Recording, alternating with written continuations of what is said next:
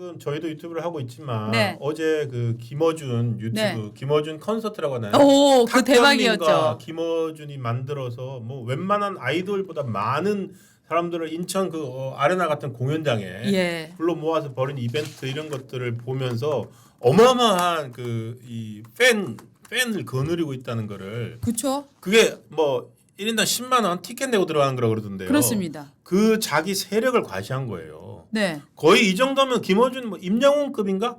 임영웅 정도나 와야 뭐 어느 정도인지 모르겠는데 임영웅이 센지 가수 임영웅이 센지 김어준이 센지 모르겠으나 그 정도로 과시를 했거든요. 그리고 거기에 민주당 의원들이 줄줄이 갔고 문재인 전 대통령도 갔고 맞습니다. 지금 참석자를 보면은요. 예. 문재인 전 대통령, 김민석 총리 후보자, 우원식 국회의장, 그다음에 이 민주당 당대표에 출마를 했죠. 정청래 의원. 그다음에 대통령 직속 지방시대위원장이 된 김경수 전 경남도지사. 큰일 났네. 그러니까 이재명 일단 대통령. 굵직한 이름들만 예. 이렇게 갔습니다. 아 이재명 대통령 왜 안 갔어요? 아, 왜? 이재명 대통령 이 민주당의 가장 영향력이 큰 김어준인데 저는 이게요. 네. 민주당에 지금 민주당이 8월달에 당 대표를 뽑잖아요. 예, 예. 지금 정청래 의원 갔습니다. 네. 근데 박찬대 지 원내대표 안 갔거든요. 맞아요. 이거는 제가 봤을 때는 일종의 민주당 내 정치에 김어준 씨가 상당히 자기 실력을 보여준 거 아닌가 이런 생각도 들더라고요. 약간 그런 게 있어요. 왜냐하면 지금 어떻게 보면은 정청래 씨 관련해서는 이게 수박이다 하는 논쟁도 막 있었잖아요. 그리고 원조 왜냐하면 수박이다 그러잖아요. 이전에 정청래 발언이 있지 않습니까? 난 이재명 그냥 싫다 뭐 그냥 했던 싫다. 발언들이 있잖아요. 그런 것들이 이제 다시 복귀되고 있는 상황인데 어떻게 보면은 요 행사를 시작하자마자 김어준이 얘기를 합니다. 와라 원더풀 월드를 부르면서 등장을 했다는 거예요. 예. 그다음에 나 대법관이 될 김어준입니다. 왜냐하면 대법관 100명대를 증언한다 이런 얘기 나오면서 아니 그럼 뭐 김어준도 대법관 되냐라고 얘기 나오니까 그걸 그냥 곧바로 받아서 이제 조롱을 하는 식으로 맞아요. 이제 나온 건데 조롱이죠. 여기에 이제 김어준과 문재인이 대화를 나눈 시간을 가졌다는 거예요. 예. 그러면서 뭐라고 얘기하냐면은 아니 뭐 형님이라고 불러도 됩니까? 막 이런 식으로 예. 막 얘기를 했대요. 그러니까 문재인 전 대통령이 김어준 동생 형님이라고 불러봐라고 대답을 했다는 거예요. 예. 그래서 빵 웃음이 터지고 형님 그래서 했대요. 형님 했다는 예. 거예요. 그러니까 김어준과 문재인이 형 동생 했다. 뭐 굉장히 화기애애한 분위기였다. 그래서 옆에 색이 과시했다. 김정숙 여사도 네. 전 영부인도 얘기했을 때요. 그래 시동생 하자 뭐 이런 식으로 했더니 왜 꼭 족보를 이렇게 얘기를 해요. 그래서 지금 정청래는 여기에 나와서 나는 이재명 대통령하고 정치 방향과 속도가 일치하는 사람이다라고 네. 얘기를 했지만 실제로는 제가 들은 얘기는 뭐이냐 네. 하면은 과거의 말입니다. 뭐 이게 멀지도 않은 과거입니다. 네. 문재인 정부 시절에 이재명 당시 경기도지사가 전화를 걸어서 여러 사람한테 굉장한 호소를 했었대요. 문재인 정부에서 진행되고 있는 자기 관련 뭐 여러 가지 수사들 이거를 두고서 네. 굉장히 나를 이렇게 죽일 수가 있느냐. 그래서 어떻게 보면은 뭐 보수에서도 많이 알려진 얘기입니다만 과거에 박근혜와 이명박은 서로를 싫어하는 마음이 민주당 누구를 싫어하는 마음보다 크다라고 얘기를 했었잖아요. 네. 정말로 민주당을 잘 아는 사람들 사이에서는 이재명과 문재인은 정말 건널 수 없는 사이다. 정말 상호지간의 적개심이 굉장히 크다라는 거가 지금 뭐 사실은 많이 알고들 계시잖아요. 대장동 수사도요. 네. 민주당 대선 후보 경선 과정에서 나왔고요. 네. 그리고 이른바 뭐 성남 국제 마피아 관련 네. 뭐 방송에서 나왔던 의혹 이런 것들도 네. 문재인 정부 시절입니다. 네. 네. 그러면 그 수사나 고급 정보 제보 첩보들이 네. 어느 정부 시절에 어디를 통해서 들어왔겠습니까? 네. 네. 이런 심정들을 추측들을 하게 되고요. 네. 네. 그리고 지지자들 이른바 개딸 왜 그 이재명 대통령이 당 대표 시절부터 네. 그 대통령 선거 떨어지자마자 네. 개딸을 만들기 시작했거든요. 네. 개혁의 딸. 그 전까지는 이제 대통령 선거 과정에서 분화가 안 돼 있었습니다. 네.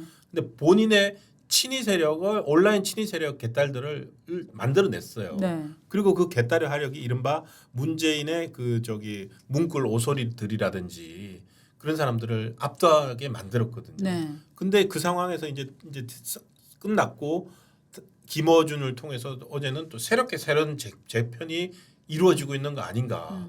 정비하고 있는 모습 그런 것 같습니다.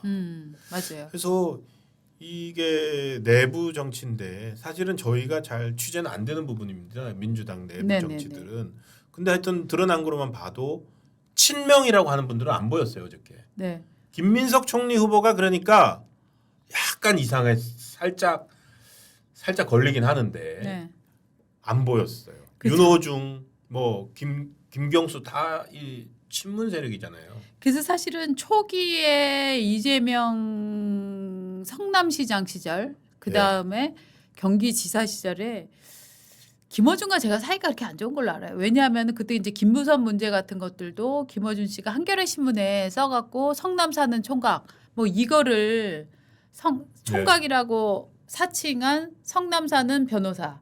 늘 김부선을 집요하게 인터뷰해낸 게 김어준과 그래서 한겨레 주진우였어요. 신문에 쓴 게 이제 네. 저 김어준이었잖아요. 예.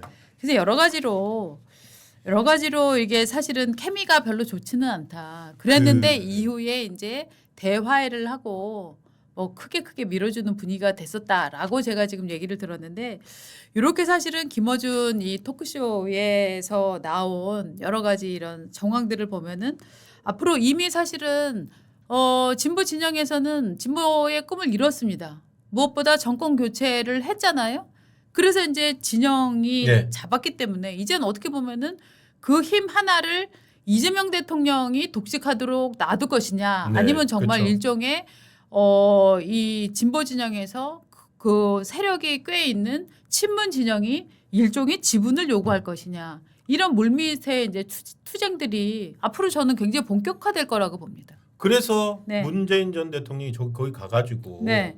김어준과 형 동생 했다는 거는 네. 그냥 농담하고 뭐 참석자들 즐겁게 해주고 네. 재밌게 하려고만 한 거는 아닌 것 같아요. 아 당연하죠. 왜 지금 평산에서 서울까지 굳이 와가지고 올라와서 네. 그 행사를 갖겠습니까? 그래서 네. 저 내부 권력 내부에서의 싸움은 더 치열하잖아요. 네. 그 이제 또 그가 벌어지는 건지 네. 한번 또 지켜봐야 될 지점인데 네. 지점이라고 생각합니다. 예. 그래서 치열하게 벌어지고 있고요. 네. 자, 그다음에 이제 어떻게 보면은 그 특검이 앞으로 이제 출범을 합니다. 김건희 특검이 출범이 되면은 이제 정말 이제 앞으로 대단한 이제 혐오의 퍼레이드가 벌어질 텐데 제가 며칠 전에 나왔던 더 팩트 기사가 진짜 놀라운 기사가 하나 나왔었어요, 여러분. 사진 한번 보여주시면 좋겠는데. 그 저희 아산병원에 아산병원에 입원해 있던 김건희 여사가 이제 퇴원을 했죠 얼마 전에. 네네. 그리고 이제 노란색 옷에다가 노란 마스크 하고 휠체어 네. 타고 나가고 윤석열 전 대통령이 이제 휠체어를 밀고 나간 장면까지 나왔는데 네. 이 매체는 이 자택까지 이제 따라붙은 거예요. 네. 제가 이 화면을 키워서 한번 보여드릴게요. 이 더 팩트라고 하는 매체인데 이렇게 이렇게 이제 아마도 원거리에서 찍은 보이십니까? 이게 저 정원이 있고 아까 어딘지 이쪽으로 비춰야 되는군요. 예. 저쪽 카메라 보면은 이제 앉아가지고 그 거실에 앉아서 그러니까 거실에 과일을- 앉아서 이렇게 앉아갖고 과일 먹고 과일을 있는 먹는 거예요. 이게 네. 사생활을 그냥 그대로 보여준 건데 제목이 뭐였어요? 제목이.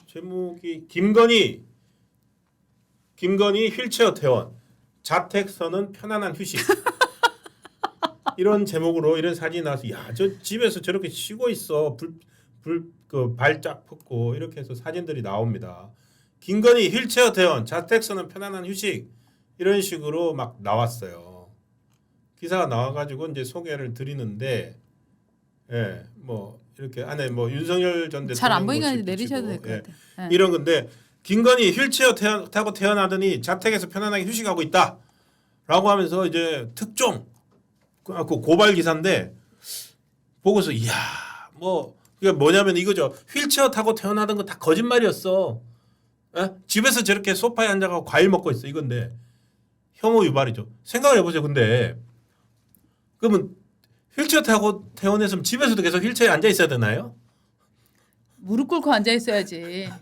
어디 김건희가 앉아서 과일을 먹고 있어. 이런 반발을 일으키기 위한 기사죠. 진짜 똑같아 댓글. 실제 그래서 진짜요? 이게 포탈 네이트에 올라갔는데 네. 그 댓글이 상위로 이렇게 추천을 받았어요. 아니 그러면 집에서 무릎 꿇고 있냐? 그래서 이런 과도한 어떤 아니 그리고 제가 뭐, 볼 때는 예. 이거는 그 국민의 알 권리 차원을 넘어서서 이거는 정말 명백한 프라이버시 침해가 아닌가라는 느낌이 들거든요. 예. 왜냐하면은 지금 사람이 자기 집에 앉아서 사진을 찍고 있다. 이를테면 이게 무슨 취조실이다. 검찰에서 공간을 이동하고 있다. 이러면은 이 사진을 찍어도 저는 법적으로는 문제가 없다고 생각을 하는데 오. 그게 아니라 자기 집에서 자택에서 무방비 상태로 앉아 있는 거를 과일 먹고 있다는 거를 쭉 당겨갖고 찍어갖고 김건희 집에서 휴식 네. 이라고 달아서 내는 게 저는 이거는 정말 보도윤리에 이게 맞는 건가 하는 느낌은 들어요. 맞습니다. 그래서 예. 당장 사생활 침해이 명예훼손의 그 논란이 있을 수 있고 예, 그리고 전직 대통령이기 때문에 네네. 전직 대통령은 국가 경호의 대상이거든요.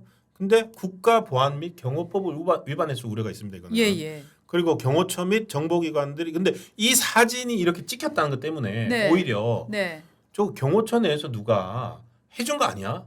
아 그런 얘기도 있어요. 그런 사실은 네. 어느 저기 지금 사저에 있긴 하지만 네. 어떻게 저게 가능합니까? 그렇죠. 저거는 경호처가 누가 개입했나? 이 무단 촬영하고 이렇게 하는 거 이게 괜찮나? 이런 그렇죠. 의혹이 드는 겁니다. 네. 이게 김건희 여사 관련해서는 기본적으로 위법 사항들이 지금 몇 개가 예상이 되고 있는 부분들이 있어요. 이를테면은 뭐 고급 뭐죠? 뭐 그 목걸이 받은 거 건진법사에게 네. 그게 어디 갔는지 받았는지는 모르겠어요. 아직 지금 확인을 못했다는 그 거 받은 아니에요? 거를 예. 뭐 직원이 가가지고 네. 바꿔왔다는 거 돈도 네, 주고 네. 그것도 있었고. 예, 그래서 이게 지금 또 일설에는 건진법사가 아는 여성에게 줬다 하는 또 설도 있어요. 예. 그렇기 때문에 이게 정말 앞으로 밝혀져야 되는 부분이고 여러 가지 위법한 부분들은 수사 사항이 있으면 밝혀져야 되겠지만 일종의 저는 이게 여성 혐오 작전이라고 생각을 하거든요. 그러니까 계속 이런 식이 네. 이어져 왔었죠. 그렇죠. 저는 네. 이게 굉장히 비겁해 역겨운 정말 여성 혐오 작전이라고 생각을 해요. 여성이 야 저런 악녀가 휠체어 타고 쇼하더니 집에서는 과일 먹고 있네. 집에서 뭐 과일 이런- 안 먹어요? 이런 거잖아요. 여러분 이거에 네. 반응을 하시면 진짜 본인이 단세포 머리 네. 어휴 저거 봐 이렇게 하는 것 자체가 단세포라는 걸 보여주는 겁니다. 그렇죠. 우리가 이게 뭐가 잘못됐나? 왜 파일이 왜 갑자기 없어졌을까요? 하여튼 예, 괜찮습니다. 네. 예. 그래서 콘텐츠가 없습니다. 이렇게 네네 저는 예. 이런 보도 자체가 굉장히 정말 여성 혐오적인 네. 그래서 실체 없이 그냥 인간에 대한 혐오감만 부추기는 진영에 대한 혐오감만 부추기는 그런 기사라고 생각을 합니다. 그리고 마지막으로 지금 지난주에 크게 다뤄지지 않았는데 네. 지난주 금요일 27일 날 그 대장동 재판 네. 그 일반 대장동 민간업자들 있지 않습니까? 네네네. 김만배, 김만배. 유동규, 뭐 남욱, 정영학 이런 사람들이 한 이른바 그 거기 이제 이재명 뭐 정진상 이런 사람 빼고 네. 민간업자들 재판 1심 결심이 있었습니다. 네네. 그 검찰이 이제 구형을 했죠. 그래서 보도들이 다 나왔습니다. 네. 그 사회면에 토요일자 사회면에 이제 하단에 김만배 징역 12년 구형 그리고 추징금 6,111억 원, 남욱은 뭐 징역 7년에 뭐 추징금 1,000억 원, 뭐 이런 식으로 나왔고 단위가 엄청 크네요. 단위가 큽니다. 네. 그래서 추징금 때문에 기사를 찾아봤습니다. 네. 왜냐하면은요 이게 벌금이 아니고 네네. 추징금이잖아요. 네. 그러니까 범죄 수익을 몰수하는 거거든요. 그렇습니다. 그럼 도대체 대장동에 돈이 얼마였던 겁니까? 네. 김만배 6,100억 원, 남욱 1,000억 원, 네. 그리고 또 정영학, 뭐 정민영 변호사, 그 유동규도 있죠. 뭐 이런 식으로 되면은 한 7,000억이 넘어가더라고요. 네. 그럼 그게 범죄 수익인데 네. 그거를 몰수해야 되겠다는 게 검찰의 구형이거든요. 예, 예. 몰수하겠다. 네. 니들 징역 살고 범죄 수익은 우리 국가에 가져가야 돼. 왜? 그것은 범죄로 얻은 수익이니까. 네. 니들이 줄 수 없어. 이걸 보고 나니까요. 야, 이거 지금 대통령이 바뀌었고 네. 지금 김만배 씨는 어저께 그 최후 진술이 뭐라 그랬냐면은 자기는 무죄라 그랬어요. 정당한 수익금이다. 심지어 뭐라 그랬냐면은 대장동 개발로 손해 본 사람 누가 있어요? 손해 본 사람 없다. 우리도 다 정당 수익 얻은 거 개발해서 한 거다. 이렇게 얘기를 했거든요. 네. 그래서 만약에 이게 무죄가 나게 되면 네, 네. 그리고 일단 이재명 대표는 지금 재판 중지됐지만 자기들은 그 김만배 일당하고 무관하다는 거 아닙니까? 그렇죠. 절대 인허가상 비리도 없었고 네. 삼자 뇌물도 아니고 그렇습니다. 그러면은 김만배 민간업자들도 이게 무죄가 나면 그 돈이 다 수익으로 인정이 되잖아요. 그렇죠. 야, 이게 아니 그래서 그 얘기 나왔잖아요. 김만배는 자기 재산을 지키기 위해서. 김만배가 과거에 뭐 했습니까? 자살 시도했습니다. 그렇죠. 자동차에서 자살을 손목 그었었다고 해요. 근데 그런 것들이 다 돈 때문이다라는 얘기도 있었죠. 예. 그래서 이제 이 각종 사회면에 토요일 아침에 나온 게 그걸 암시하고 있었는데 네.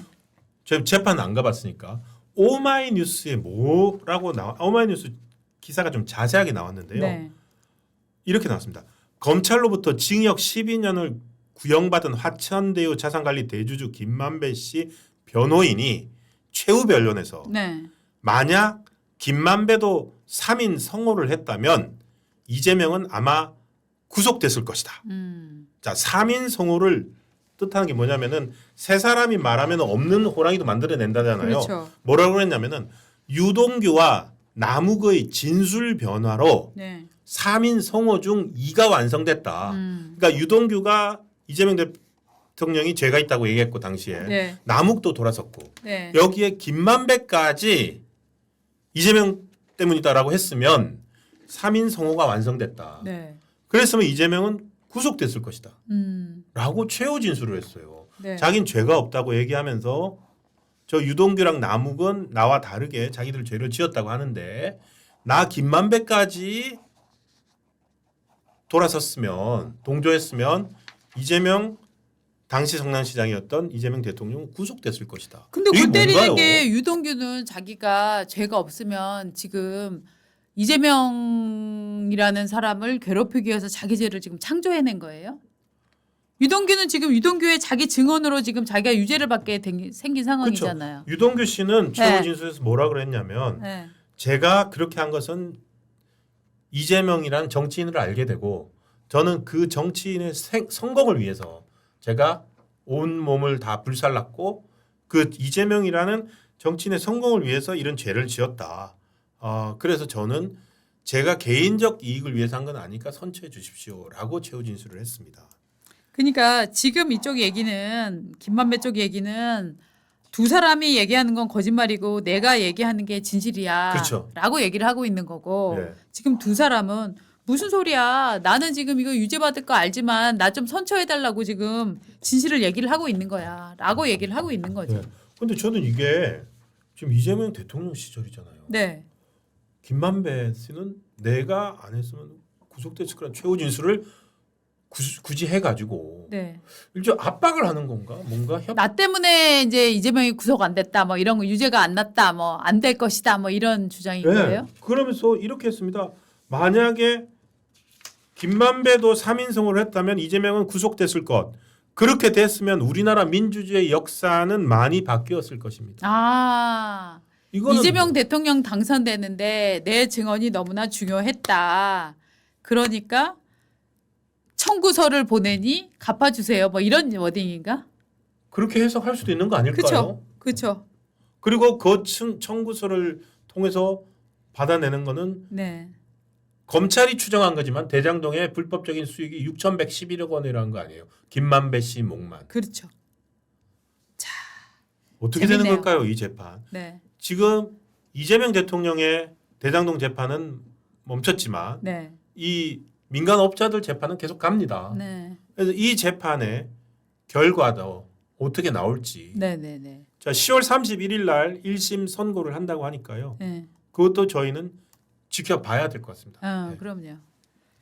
자, 지금 이 이문정 오늘 이제 전해드린 내용은 이민정 검사가 동부지검장이 됐다. 사실은 동부지검 같은 경우에는 굉장히 동부지법 같은 경우에는 또 운동권 판사가 꽤 많은 예. 내로 또 알려져 있잖아요. 동부지검 같은 경우는 여기도 이제 수사 잘하는 검사들도 꽤 많고 특판 검사도 꽤 많다고 알려져 있는데 참 이 앞으로 이제 저 법원 인사라든가 이런 것들이 쭉 뭐 물론 당장 날 일은 없습니다만 또 어떻게 될지 몰라요. 왜냐하면 이런저런 너무 일을 잘해. 네. 임은정 검사 알고 봤더니 진짜 S급 검사였어. F는 정말로 정치적으로 진짜 낙인 찍혔고 실제 S급 검사였던 거예요. 네. 와.